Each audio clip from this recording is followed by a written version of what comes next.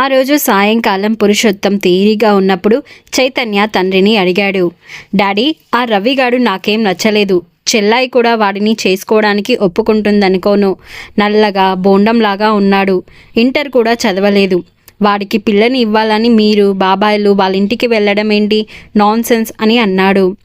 చైతు మాటలకి పురుషోత్తం పకపక నవ్వాడు. మనిషి దగ్గర డబ్బు ఉన్నప్పుడు బంధువులు కానీ మిత్రులు కానీ ఎంత గౌరవిస్తారో, మర్యాదగా చూస్తారో, లేనప్పుడు ఎట్లా మారిపోతారో దీన్ని బట్టి నువ్వు తెలుసుకో. నేనున్నప్పుడే నీకు ఇటువంటివి ప్రాక్టికల్గా తెలియజెప్పాలి. నీ అంతట నువ్వు తెలుసుకోవడం కష్టం. అందుకు నీ వయసు అనుభవం సరిపోదు. నీకు తెలియాలని నిన్ను కూడా వాళ్ళ ఇంటికి తీసుకెళ్లాను అని అన్నాడు. మరి అత్తయ్య వాళ్ళు చెల్లాయిని రవికి చేసుకుంటామని ఒప్పుకుంటే ఏం చేసేవాడివి అని అడిగాడు చైతన్య. ఒప్పుకోరని నాకు ముందే తెలుసు. ఎందుకంటే ఇక్కడ మన వాళ్ళు వాళ్ళ కోసం వాళ్ళు బతకరు, ఇతరుల కోసం బతుకుతారు. కొలతలు వేసుకుంటూ తృప్తి పడతారు. ఫలానా కాంతిమతి కొడుక్కి 25 లక్షలు కట్నం ఇచ్చారని అందరూ తెలుసుకోవాలి. ఉపేంద్ర 3 అంతస్తుల మేడ కట్టాడని గొప్పలు చెప్పుకోవాలి అని అన్నాడు. ఇవన్నీ నాకెందుకు, నేనెందుకు తెలుసుకోవాలి అని అడిగాడు చైతన్య. విదేశాలలో బతకడం వేరు, అక్కడ మన వాళ్ళు ఎవరూ లేరు. మన పని మనం చేసుకుంటూ పోతాం, ఎవరూ జోక్యం చేసుకోరు. ఇక్కడ అలా కాదు. మీరిక్కడ ఇండియాలో బతకాలనుకుంటున్నప్పుడు ఇక్కడి మనుషుల గురించి కూడా తెలుసుకోవాలి. మీకు తెలియజెప్పాల్సిన బాధ్యత నాకుంది. నేను చెప్పకపోతే మీ అంతటా మీరు తెలుసుకోలేరు. మీకు ఇతరులు కూడా చెప్పరు అన్నాడు పురుషోత్తం. ఏంటో డాడీ, నాకు సరిగా అండర్స్టాండ్ కావడం లేదు. మనుషులు న్యాచురల్గా సెల్ఫిష్ కదా. మనం కట్నం 25 లక్షలు ఇవ్వమని తెలిసి అత్తయ్య గీతికను కోడలుగా చేసుకోవడానికి రిజెక్ట్ చేసింది. దాంట్లో తప్పేముంది అని అడిగాడు చైతన్య. నేను తప్పు అనడం లేదు. మొదటి నుంచి గీతిక మా కోడలు అని అత్తయ్య అందరితో అంటూ ఉండేది. ఎందుకంటే అప్పుడు వాళ్ళు అంతా ఉన్నవాళ్ళు కాదు, మనం మిలియనేర్స్. అందుకే గీతికను తన కోడల్ని చేసుకోవాలి అని అనుకుంది. ఇప్పుడు మనం పూర్, అందుకే మనసు మార్చుకున్నారు. అది నువ్వు అండర్స్టాండ్ చేసుకో అన్నాడు Purushottam. That's all right daddy అన్నాడు చైతన్య. ఇంకొక విషయం తెలుసుకో. కొంతకాలం క్రితం మా బావ ఉపేంద్ర లారీ ఒక్కటే నడిపిస్తూ కింద మీద పడుతూ ఉండేవాడు. అద్దె ఇంట్లో ఉండేవాడు. అత్తయ్య మన ఊరు వచ్చి అప్పుడప్పుడు బియ్యం పప్పులు మూటలు కట్టుకెళ్ళి ఇల్లు గడుపుకునేది. ఒకసారి లారీకి యాక్సిడెంట్ అయింది. దివాలా తీశారు. మన ఇంటికి వచ్చి ఇద్దరూ ఏడ్చారు. అత్తయ్యకు ఇచ్చిన పొలం 2 ఎకరాలు అమ్మి డబ్బు ఇవ్వమన్నారు. దానికి మా నాన్న ఒప్పుకోలేదు. నేనే ఒప్పించి నా డబ్బు సర్దాను. లారీకి ఫైనాన్స్ ఇప్పించి షూరిటీ సంతకం చేశాను. ఇప్పుడు వాళ్ళు అవన్నీ మర్చిపోయారు. మనకు ఏదైనా సహాయం చేద్దామని ఆలోచనే లేదు అని చెప్పాడు పురుషోత్తం. డాడీ, ఫైనాన్స్ వ్యవహారాలు వేరు, పిల్లని కోడలుగా చేసుకోవడం వేరు కదా. నువ్వు కావాలంటే ఉపేంద్ర మామయ్య ఫైనాన్స్ సహాయం చేస్తాడేమో అని అన్నాడు చైతన్య. ఫైనాన్స్ అక్కర్లేదు, నీకేదైనా జాబ్ వంటిది ఇప్పించి హెల్ప్ చేయమని చూద్దామన్నాడు పురుషోత్తం. నాకేం జాబ్ ఇప్పిస్తాడు అన్నాడు చైతన్య. వాళ్ళకి గుంటూరులో స్పేర్ పార్ట్ షాపు ఉంది, లారీ ట్రాన్స్పోర్ట్ ఉంది. తలుచుకుంటే ఏదైనా జాబ్ ఇవ్వగలడు అన్నాడు. అదేదో నువ్వే అడుగు డాడీ అన్నాడు చైతన్య. దాంతో పురుషోత్తం ఉపేంద్రకు కాల్ చేశాడు. సారీ బావా, పరిస్థితులు అట్లా ఉన్నాయి. రవికి కట్నం తీసుకుంటే గాని ఫైనాన్స్ ప్రాబ్లం తీరవు. మీ చెల్లెలు అన్నీ చెప్పే ఉంటుంది అని అన్నాడు ఉపేంద్ర. దాందేముందిలే బావా, నేనేం అనుకోవడం లేదు. ఇప్పుడు ఎందుకు కాల్ చేశాను అంటే మా చైతన్య గురించి అని ఆగాడు. చెప్పు బావా అని మళ్ళీ చైతన్య అడిగాడు. వాడికి జాబ్ ఏదైనా గుంటూరులో చూస్తావేమోనని ఫోన్ చేశాను అన్నాడు పురుషోత్తం. గుంటూరులోనా అని అడిగాడు. అవును, వాడి ఖర్చులకు సరిపడా జీతం వచ్చేది ఉంటే చాలు అన్నాడు పురుషోత్తం. ఇక్కడ ఏముంటాయి బావా, కుర్రాళ్ళంతా జాబ్స్ కోసం హైదరాబాద్ వెళ్తున్నారు అన్నాడు ఉపేంద్ర.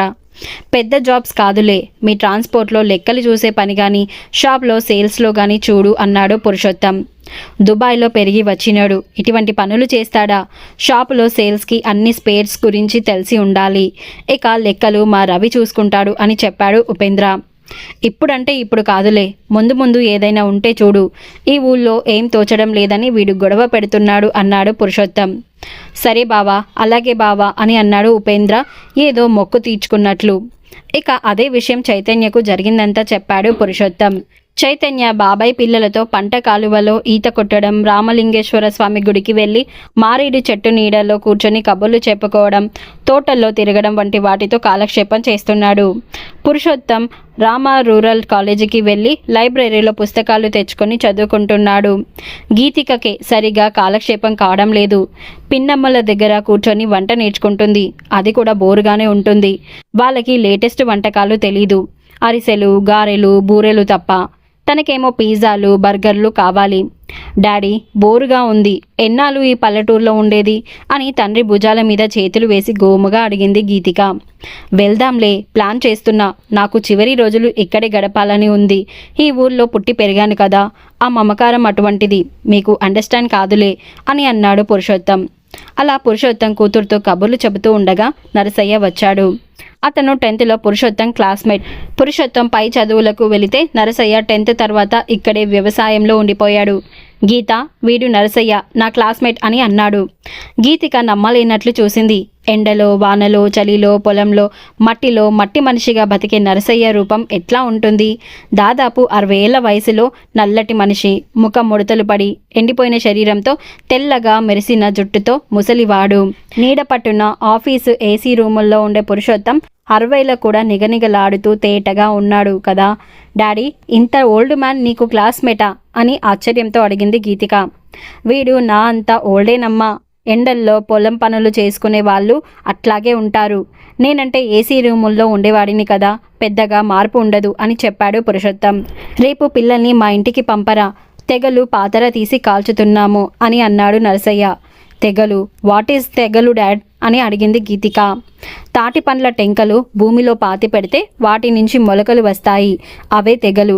కాల్చి తింటే రుచిగా ఉంటాయి, ఫైబర్ బాగా ఉంటుంది వాటిల్లో. నీకు చెప్తే అర్థం కాదు. రేపు వీడింటికి వెళ్ళి తిందాం అని అన్నాడు పురుషోత్తం. ఇక బాయ్ అంకుల్, రేపు మీ ఇంటికి వస్తా అని ఇంట్లోకి వెళ్ళింది గీతిక. శేషమ్మ రేలంగి గ్లాసుతో కాఫీ తెచ్చి నరసయ్యకి ఇచ్చింది. ఏరా నరసయ్య, కనిపించడం లేదేం అని అడిగింది. ఎక్కడ పెద్దమ్మ, తమలపాకుల తోట వేశాక తీరికే దొరకడం లేదు. సంవత్సరం పొడుగుతా దానికి సేవ చేయాలి అన్నాడు నరసయ్య. సంవత్సరం పొడుగుతా డబ్బులు రావడంలా అని నవ్వింది శేషమ్మ. అరే పురుషోత్తం, మనతో పాటు బెంచీలో కూర్చునేవాడు చూడు, సూర్యనారాయణ, గుర్తున్నాడా అని అడిగాడు నరసయ్య. ఆ సూర్యం నాకెందుకు గుర్తులేదు, 4 ఏళ్ల క్రితం ఊరొచ్చినప్పుడు కలిశాడులే, అనంతారంలో ఉంటున్నానని చెప్పాడు. నేనున్నని రోజులు ఏదో టైంలో వచ్చేవాడు. ఇద్దరం గుడికెళ్ళి మారేడు చెట్టు కింద కూర్చొని చిన్నప్పటి కబుర్లు గుర్తు చేసుకునేవాళ్ళం. ఆ రోజులో ఎంత అల్లరి చేసేవాళ్ళం, కాలువలు ఎట్లా ఈతలు కొట్టేవాళ్ళం అని పురుషోత్తం చిన్ననాటి జ్ఞాపకాల్లోకి వెళ్ళిపోయాడు. ఆ వాడేరా, పాపం చచ్చిపోయాడు అని చెప్పాడు నరసయ్య. ఆ మాటకి పురుషోత్తం ఉలిక్కి పడ్డాడు. సూర్యన్ రూపం కళ్ళ ముందు కదలాడింది. చచ్చిపోయాడా? ఎప్పుడ్రా అని గొంతులో ఆవేదన ధ్వనించింది. నువ్వు ఊర్లోకి రావడానికి ముందే 10 రోజులైందేమో.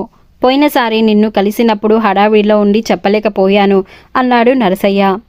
ఏమైందిరా వాడికి అని అడిగాడు. వాడి చిన్న కూతురి పెళ్లి గురించి పెళ్ళంతో గొడవట, ఆత్మహత్య చేసుకున్నాడంటున్నారు. కాదులే, వాడికి ఉబ్బసం, చలికి ముదిరిపోయాడు అంటున్నారు బామ్మర్దులు అన్నాడు నరసయ్య. కూతురు పెళ్లి గురించి గొడవేంటి అని అడిగాడు పురుషోత్తం. సంబంధం ఏదో కుదిరిందంట. వాళ్ళు 1,00,000 రూపాయలు కట్నం అడిగారు. సూర్యం పెళ్ళం సరే అని ఒప్పుకుంది. వీడి దగ్గర డబ్బు లేదు. పొలం అమ్ముదామని వీడంటే పెళ్ళం ఒప్పుకోలేదు. అప్పు చేసి పెళ్లి చేద్దాం అని ఆవిడ పట్టుదల. అప్పుకి వడ్డీ కట్టడం సరిపోతుంది, అసలు తీర్చడానికి ఏళ్ళు పడుతుంది. అసలే చేస్తున్న వ్యాపారం సరిగా సాగడం లేదు అని మొత్తుకున్నాడు సూర్యం. రోజు ఇంట్లో గొడవనంట. వాడికి జీవితం మీద విరక్తి పుట్టిందో ఏమో పాపమని చెప్పాడు నరసయ్య. పురుషోత్తం కళ్ళ ముందు సూర్యనారాయణ కనిపిస్తున్నాడు. ఎంత మంచివాడు. చిన్నతనంలో తినడానికి ఏం తెచ్చుకున్నా తనకు పెట్టకుండా తినేవాడు కాదు. ఎన్ని ఆటలు ఆడుకునేవాళ్ళు చదువుకునే రోజుల్లో. ఆఫ్టర్ ఆల్ 1,00,000 కోసం ప్రాణం తీసుకున్నాడా? ఏమి జీవితాలు వీలవి అని పురుషోత్తం కదిలిపోయాడు. మనసు విచారంతో అల్లకల్లోలం అయ్యింది. కళ్ళల్లో నీళ్లు తిరిగాయి. కళ్ళు తుడుచుకున్నాడు. 15వ రోజు చేస్తారట వాడి దినం. వాళ్ళ బామ్మర్ది చెప్పిపోయాడు అని అన్నాడు నరసయ్య. ఆ రోజు తప్పకుండా వెళ్దాంరా, నువ్వు మా ఇంటికి వచ్చాయి, ఇద్దరం కలిసి పోదాం ఏం అని అన్నాడు పురుషోత్తం. దానికి నరసయ్య తలూపాడు. చెప్పినట్టే వచ్చాడు నరసయ్య బైక్ వేసుకొని. పురుషోత్తం అతనితో పాటు అనంతారం వెళ్ళాడు. సూర్యనారాయణ ఉంటున్న పెంకుటిల్లు ముందు షామియానా వేసి ఉంది. అందులో కొన్ని ప్లాస్టిక్ కుర్చీలు వేసి ఉన్నాయి. కొందరు బంధువులు కూర్చొని మాట్లాడుకుంటున్నారు. నరసయ్య ఒక పక్కగా బైక్ ఆపాడు. వీళ్ళని చూసి చంద్రయ్య ముందుకు వచ్చాడు. అతను సూర్యనారాయణ బామ్మార్ది. రా నరసయ్య అని అంటూ పురుషోత్తం వైపు ఎవరు అన్నట్టు చూశాడు. మరి ఆ తర్వాత ఏం జరిగిందో తెలుసుకోవాలి అంటే నెక్స్ట్ ఎపిసోడ్ వినాల్సిందే. ఈ వీడియో నచ్చితే నా ఛానల్ని సబ్స్క్రైబ్ చేసుకొని ఈ వీడియోని లైక్ చేయండి. Thank you.